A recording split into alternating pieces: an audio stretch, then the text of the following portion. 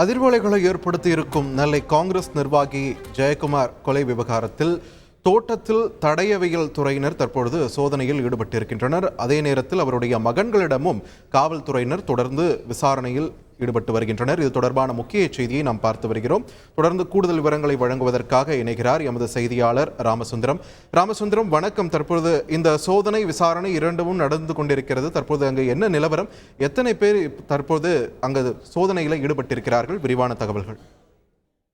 நெல்லை கிழக்கு மாவட்ட காங்கிரஸ் தலைவர் ஜெயக்குமாருடைய மர்மம் ஒரு பெரு அதிர்வலைகளை ஏற்படுத்திவிட்ட நிலையில பல்வேறு கோணங்கள்ல தனிப்படை போலீசார் விசாரணை நடத்தி கொண்டிருக்கிறார்கள். இன்றைய தினம் அந்த அறிக்கை, அதாவது தடயவியல் துறை அறிக்கை மற்றும் உடற்கூறாய்வு அறிக்கை ஆகியவை வைத்து கூடுதல் தனிப்படை அமைக்கப்பட்டு விசாரணை தீவிரப்படுத்தப்பட்டிருக்கிறது. இந்த நிலையில தடயவியல் துறை உதவி இயக்குநர் தலைமையில தற்போது ஒரு குழுவினர் இந்த தோட்டம், அதாவது உடல் கண்டெடுக்கப்பட்ட பகுதி மற்றும் அதனை சுற்றி வீட்டு அருகே இருக்கக்கூடிய தோட்டம், மாட்டு கொட்டகை உள்ளிட்ட பல்வேறு பகுதிகளில் தடயவியல் துறை தற்போது சோதனையில் ஈடுபட்டிருக்கிறார்கள். பல்வேறு தடயங்கள் சேகரிக்கக்கூடிய பணியும் நடந்து வருகிறது. பல்வேறு உபகரணங்களும் இதுல பயன்படுத்தி கொண்டிருக்கிறார்கள். அதை பயன்படுத்தி அந்த ஒவ்வொரு அங்குலமங்கலமாக அந்த தடய அறிவியல் துறை சோதனையில தற்போது ஈடுபட்டிருக்கிறது.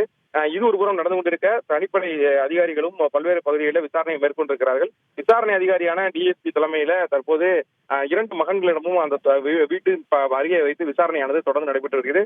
தனித்தனியாக இந்த 2 பேரிடமும் தனித்தனியாக உதவியான காவல் துணை கண்காணிப்பாளர் தலைமையிலான போலீசார் தற்போது விசாரணையையும் மேற்கொண்டிருக்கிறார்கள்.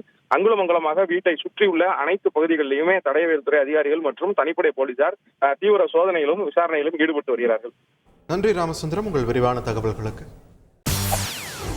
செய்திகளை உடனுக்குடன் தெரிந்து கொள்ள உடனே சப்ஸ்கிரைப் பண்ணுங்க.